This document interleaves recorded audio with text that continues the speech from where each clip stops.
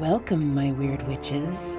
You've found Raven's Lorecast, where folklore, fire, and a little fierce honesty all meet in the same cauldron. I'm Raven Lorekeeper, storyteller, witch, and your unapologetic guide through myth, magic, and all the places the world told you not to wander.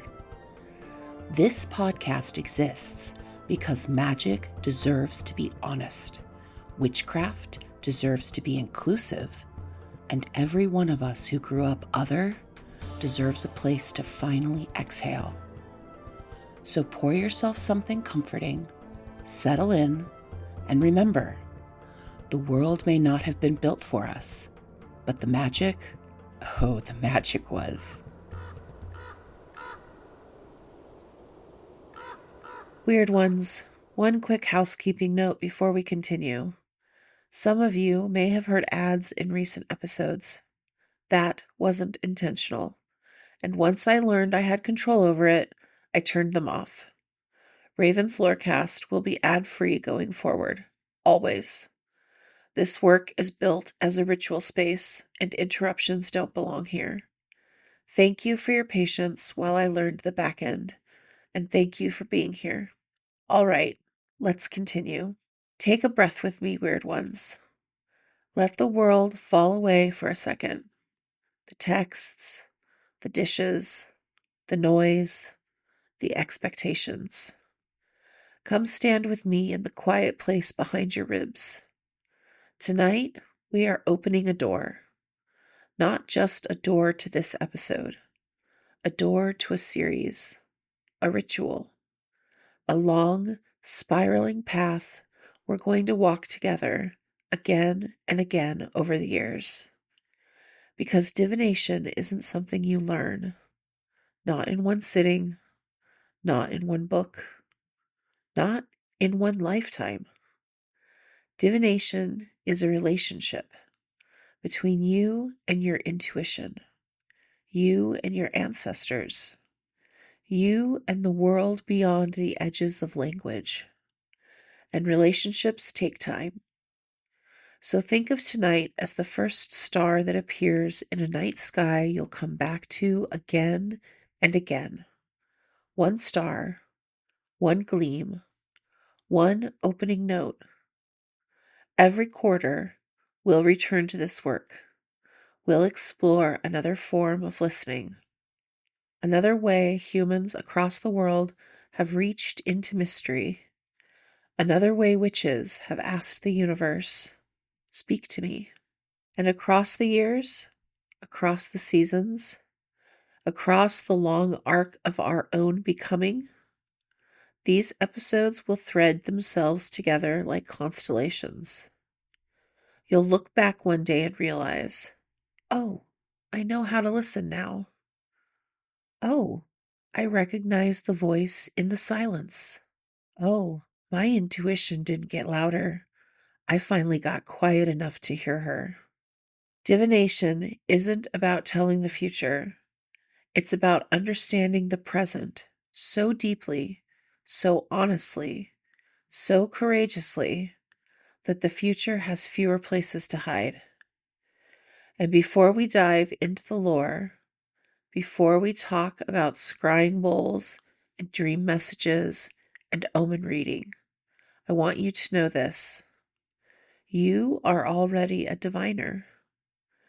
Every time you've had a gut feeling you couldn't shake, that was divination. Every time a dream told you something the world wasn't ready to say yet, that was divination. Every time you walked into a room and felt the truth before the words, that was divination. Tonight isn't the beginning of something new. It's the remembering of something old. So settle in, light a candle if you've got one, or imagine the flame if you don't. Magic has never cared about props. Because in a moment, we're going to step into the lore segment of Raven's Lorecast, where the legend lives, where the history hums, where the world's oldest diviners whisper through the veil. But first, place your hand on your chest. Feel that steady rhythm. That's your first oracle, your first pendulum, your first truth teller. A witch doesn't start with tools. A witch starts with listening. Welcome to Divination, the silence between the stars. Welcome to the beginning of a decade-long conversation. Wit, wisdom, witchcraft. Let's open the circle.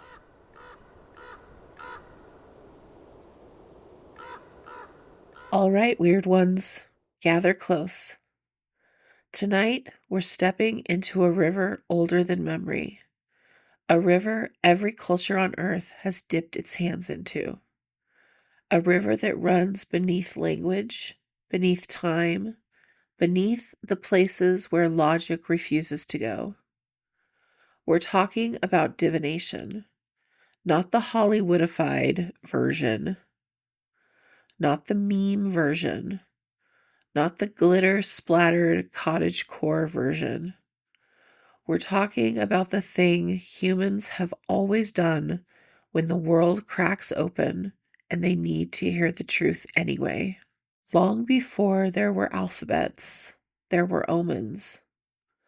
Long before there were clocks, there were stars. Long before there was religion, there were patterns. We like to pretend divination is woo, but historically, it was data collection. Indigenous peoples of North America read river currents, animal migrations, cloud shapes, tree whispers, and the rhythm of storms. The Yoruba diviners followed the sacred fall of kola nuts and the voice of Arumila, the Orisha of wisdom and destiny. The Maori listened to the calls of migrating birds and watched how light moved across water to choose whole seasons of travel. The Maya, Inca, Sumerians, Egyptians, Greeks, Celts, Norse, Chinese, Japanese, everyone, everywhere, had a way of listening to the world and letting it speak back. Divination wasn't superstition. It was worldview. It was survival. It was intimacy with the land. It was the understanding that the world is alive and responding to the questions we carry inside us. This is the part no one tells you. Divination isn't about knowing the future. It's not about predicting your job, your ex, your soulmate, your next disaster. Divination is about learning to hear the difference between your fear, your intuition, your desire, your ancestors, and the world itself. Divination is not about control. It's about relationship. Most people go to divination like they go to Google. Give me the answer. That's not divination. That's anxiety with props. Real divination is a dialogue. You ask, the world responds. You listen, the world clarifies. You listen deeper, the silence shifts. Then, maybe, a truth steps forward. Divination is the art of asking the right questions, not the art of forcing the right outcome. Every witch has divined since childhood. Let me tell you a secret. You didn't learn how to divine. You forgot how to divinate. Children know how. Did you ever stare at clouds and find meaning? Feel dread in your stomach before a thing happened? Have dreams that felt like messages? Sense when someone was lying? Hear your name whispered by intuition? Stop walking right before danger? just know someone was safe or unsafe? Congratulations. You were doing divination before you knew the word. You weren't imagining things. You were reading the field. Here is why divination emerges in moments of silence. Most divination across world traditions begins with quiet, not emptiness, not passivity, not nothingness. Quiet. The kind of quiet where your breath feels like a tide, where your thoughts stop yelling long enough for something older to rise. In the Maori tradition, silence is a conduit for Maori, the life force. In indigenous plains traditions, silence is where the ancestors enter. In ancient Greece, priestesses listened to the cracks in burning laurel leaves. In Japan, silence is the space kami can step into. In Yoruba cosmology, silence is the gateway to destiny. In Celtic traditions, silence is the moment the other world opens. This is why we titled this episode The Silence Between the Stars, because that's where divination actually begins. In the interval, the pause, the space between breath and interpretation. You're not trying to call down an answer. You're letting the world's existing truth rise to meet you. This episode is the first star in a constellation. I want to say this clearly because it sets the tone for the next decade of Raven's Lorecast. This is not the definitive episode on divination. This is the opening note in a long symphony. Each quarter, we'll return to this work. Sometimes tarot, sometimes runes, sometimes dream work, sometimes scrying, sometimes omen reading, sometimes intuitive mediumship, sometimes ancestral listening, sometimes bibliomancy, sometimes augury, and eventually things most witches have never heard of. Tonight is not meant to explain everything. Tonight is meant to awaken something. Think of this episode as the prologue of a much larger story your spirit has been waiting to read. Here's what divination actually asks of you. Divination doesn't require special tools, special gifts, special training, or special permission.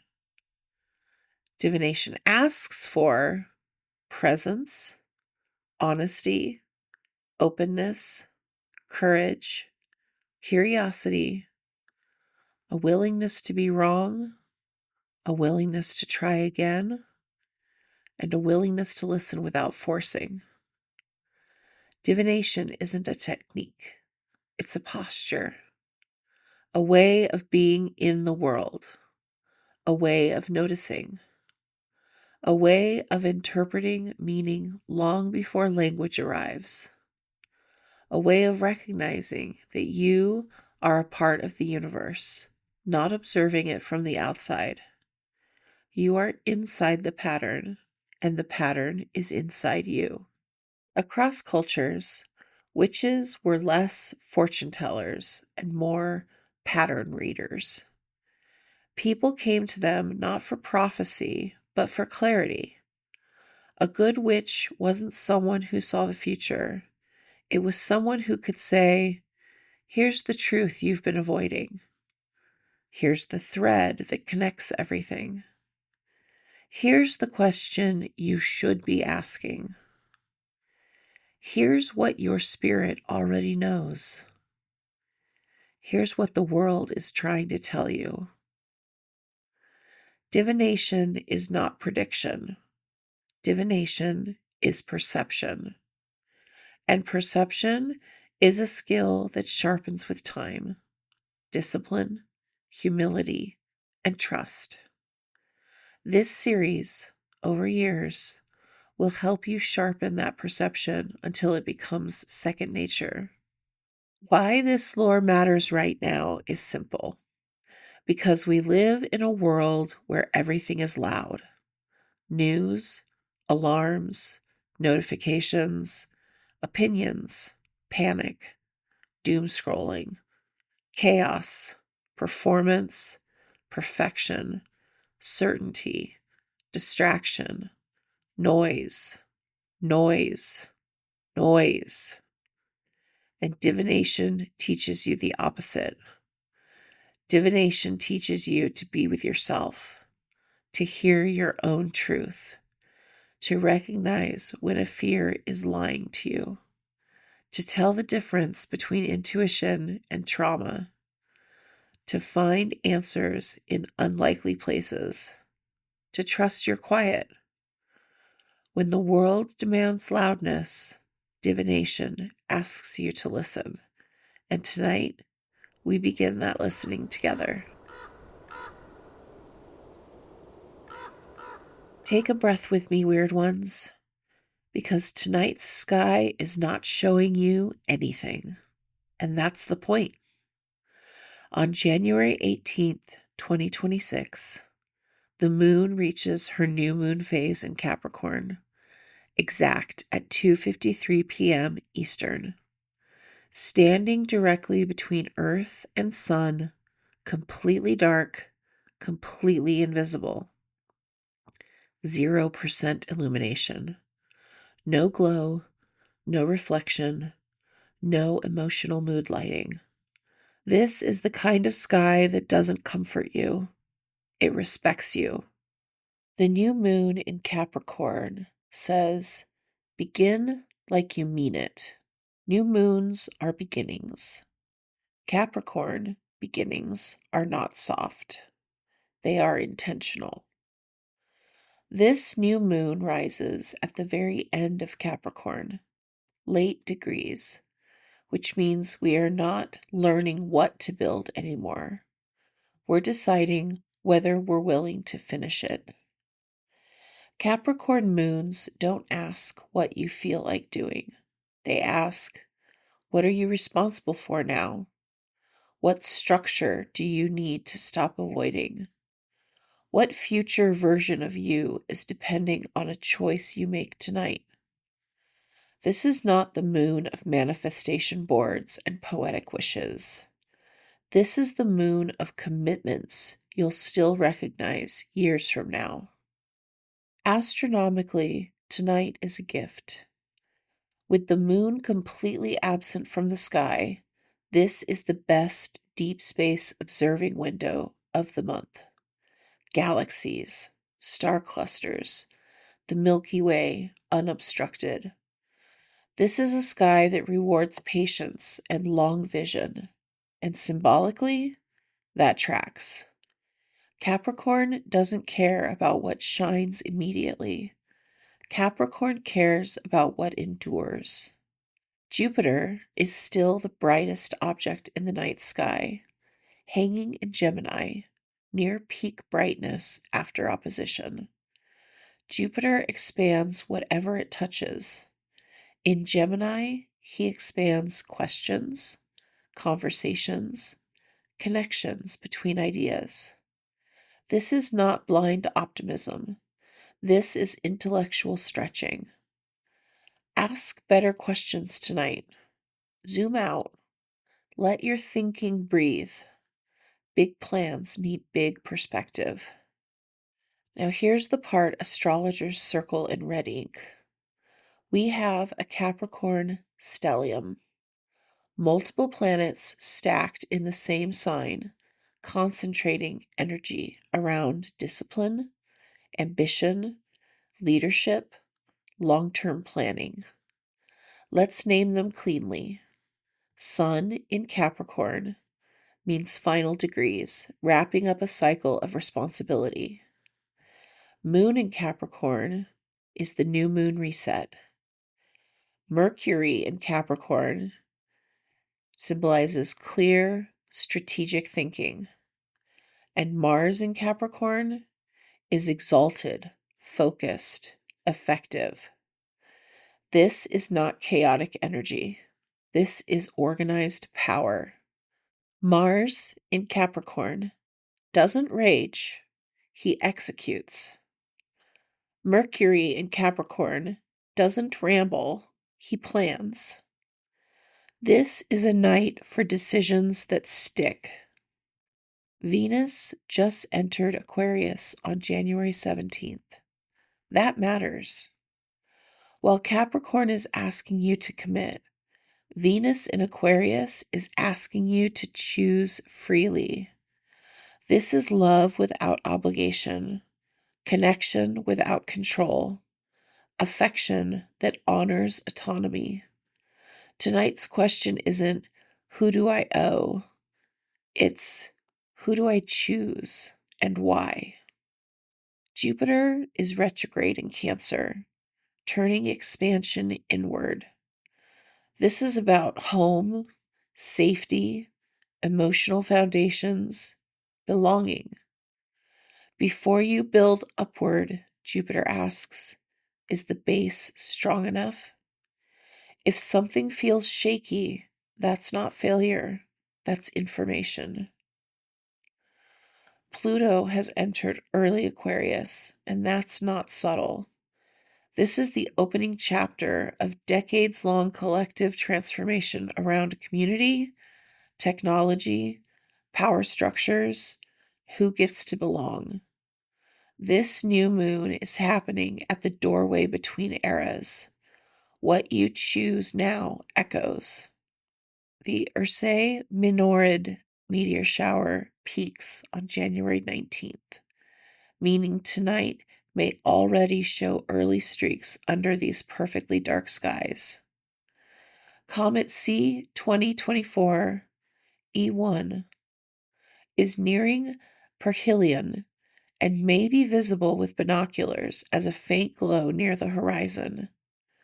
These aren't fireworks, they're reminders. Not everything important announces itself loudly. This is not a sky for divination that asks, what will happen to me? This is a sky that asks, what am I willing to build and tend and stand inside of? The new moon doesn't give answers. She gives authority. Authority to choose, authority to commit, authority to begin, quietly, seriously, for real. Capricorn doesn't promise ease. She promises that what you build tonight will still be standing when the future finally arrives. Plant carefully. This one matters. All right, weird ones, welcome back to the hearth.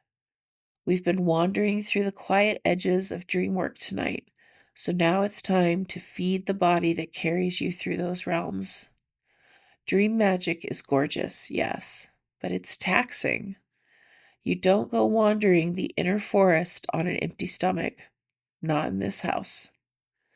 Tonight, we're making something earthy, green, grounding, and just strange enough to match the energy of a witch preparing to cross the threshold of sleep. These are dream-threaded patties, little spell cakes built from ancient ingredients that nourish intuition, sharpen recall, and keep your spirit anchored while you drift. And over the top, a cool, silky avocado cilantro lime drizzle that tastes like someone whispered moonlight onto your plate. This isn't dinner. This is preparation. Let's get into it. Before we chop anything, let's talk about why these foods matter.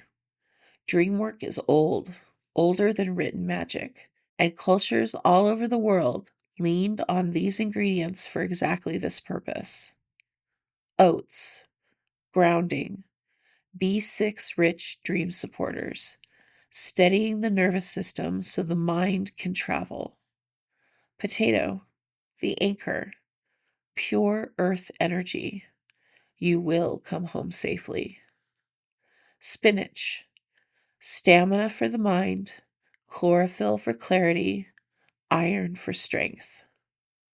Pumpkin seeds, ancient intuition boosters, used for dream recall and psychic nourishment across continents. Shallots and olive oil, the warm temple door opening, the scent that calls your spirit home. The binder, your vegan egg of choice.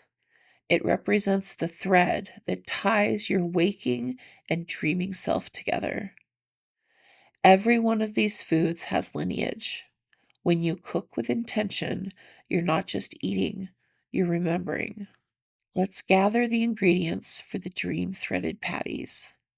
You will need 1 cup of rolled oats, 1 heaping cup of shredded potato squeezed dry, 1 cup chopped spinach, 1/4 cup pumpkin seeds, 1 shallot finely minced, olive oil for sautéing, and 1 vegan egg made with flax, chia, or boxed. Salt and pepper, a pinch of smoked paprika. Optional, but always sexy. Step 1. The sizzle invocation. Warm a splash of olive oil in a pan until it shimmers. Add your minced shallot. Listen to the soft sizzle. That's the moment every kitchen witch knows. The spell starts here. Let it soften slowly. Let the aroma rise. Let it turn your kitchen into a temple. Step 2. We build the base. In a large bowl, combine the oats, shredded potato, spinach, pumpkin seeds, salt, pepper, and smoked paprika. Add in your softened shallots. Stir gently, like you're folding nighttime into your daylight body. Step 3. Add the thread. Pour in your vegan egg replacement. This is your intention moment. Whisper what you want carried into sleep tonight. Clarity, recall, messages, safety, release. Whatever you need the dream realm to show you, breathe it into the bowl. Step 4. Let's shape the spell. Form the mixture into patties. Press them firmly. Feel the shape take form. This is manifestation in your hands. Step 5. The golden fry. Add a thin layer of oil to your pan. Medium heat. Confident sizzle.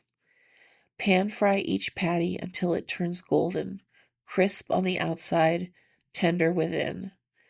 Rest them on a plate while we make the drizzle. Now for the avocado cilantro lime drizzle. This is the cooling green silk that ties the dream spell together. The ingredients are 1 ripe avocado, the juice of 1 lime, a handful of fresh cilantro, pinch of salt, and an optional splash of water to thin. Make the magic now. Blend it all until smooth. Taste. Adjust. Customize your dream medicine. This drizzle isn't meant to dominate, it's meant to whisper. Here's the heart of tonight's witchcraft. Dream work requires grounding, plus fuel, plus safety. You cannot astral travel, open inner doors, or do deep subconscious work when your nervous system feels starved or untethered. This meal gives you earth, represented in the potato and oats, for grounding, air, represented in the cilantro and lime, for clarity, fire, the paprika, oil sizzle, represents activation, and water, the avocado cream, is emotional softness. And together, they tell your body you are safe enough to wander. You are nourished enough to listen. Dream magic isn't about forcing visions. It's about preparing the vessel so the visions come gently. When you eat tonight, eat with awareness. Feel your shoulders drop. Feel your breath deepen. Feel your body saying, "All right, I can hold you while you travel." When your patties are ready and the drizzle is poured like green moonlight over gold, take your first bite slowly. Taste the earth. Taste the clarity. Taste the ancient memory woven into every seed and leaf. This meal is not meant to impress anyone. It's meant to support you, to steady your inner tides, to prepare the psychic ground for the work ahead.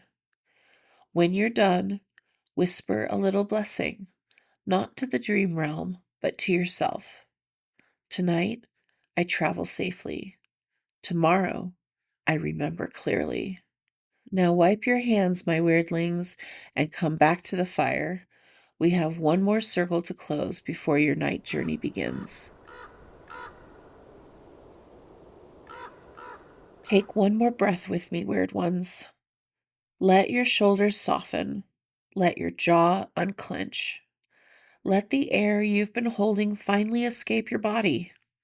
You've wandered through a lot tonight, through the dream-laced corridors of ancient divination, through the deep stillness of the Capricorn new moon, that dark, deliberate pause where nothing is visible yet everything is being decided, through the dream-laced corridors of ancient divination, through the deep stillness of the Capricorn new moon, that dark, deliberate pause where nothing is visible, yet everything is being decided, through the planetary hum that invites your intuition to rise, and through the quiet space inside yourself where your deepest knowing lives. This is the part of the ritual where we put the energies down gently, like closing a book we're not finished with, only pausing long enough to remember where we left off. Because tonight wasn't the whole story. Tonight was the threshold. Divination is not a single technique, or a single tool, or a single moment of clarity on a strange night. Divination is a language, one spoken across continents, across centuries, across bloodlines, one whispered in bone and dream and omen and river. And this episode is just the first doorway in a long, spiraling hallway. Over the coming years, yes, years, Raven's Lorecast will keep returning to this theme. Every season, every quarter, every cycle, we'll take one more step into the vast universe of ways humans have learned to listen to the unseen. Some episodes will explore the familiar practices: tarot, astrology, tea leaves, pendulums, scrying bowls. Some will take us into the lesser known: geomancy, ogham staves, bibliomancy, ancestral dream walking.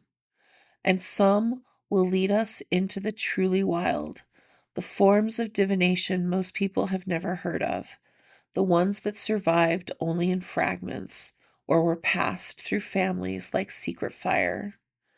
Tonight was the beginning of it all. Tonight, we opened the first window.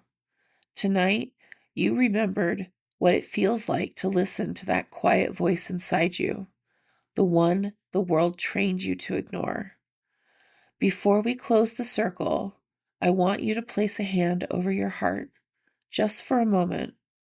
Feel the rhythm beneath your palm. That rhythm is your oldest oracle, your first divination tool, your most ancient companion. It beats in pattern, not in prediction. It beats in cycles, not in clocks.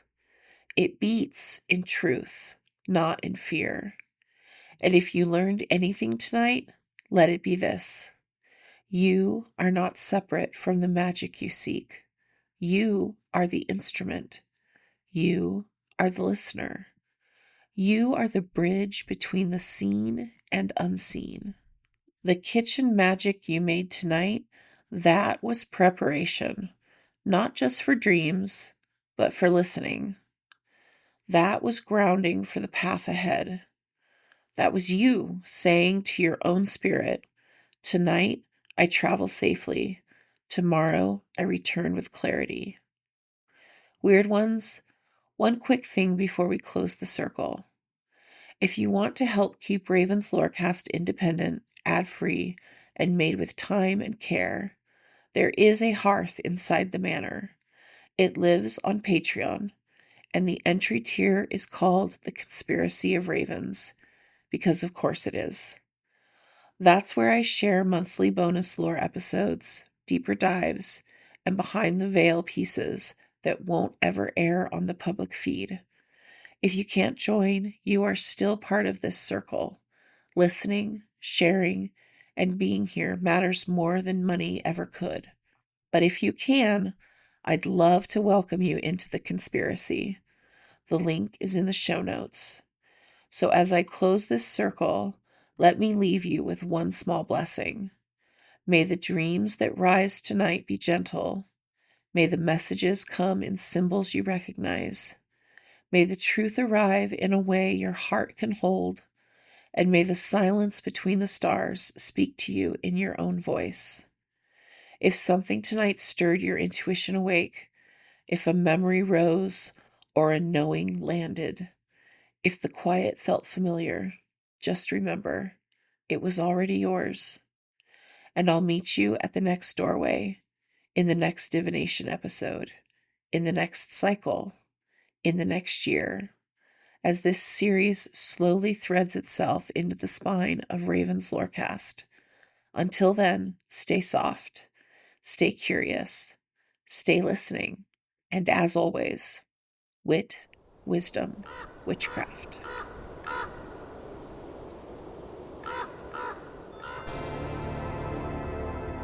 Thank you, my weird witches, for giving me a little of your time and your beautiful attention today. If this episode stirred something in you, a memory, a spark, a question, a fire, please share it. Spread the word. That's how our circle grows. You can find me on socials at Ravens Lorecast on Facebook, Twitter, and Blue Sky, and at Ravens_lore_cast on Instagram and Threads. And if you've got a question, a story, a spellcraft request, or just the world's cutest familiar photo, email me at raven@ravenslorecast.com. I really do read them. Until next time, keep your fire tended, your humor wicked, and your heart brave and wide open. This is Raven Lorekeeper, signing off with love, grit, and a whisper of magic on your path.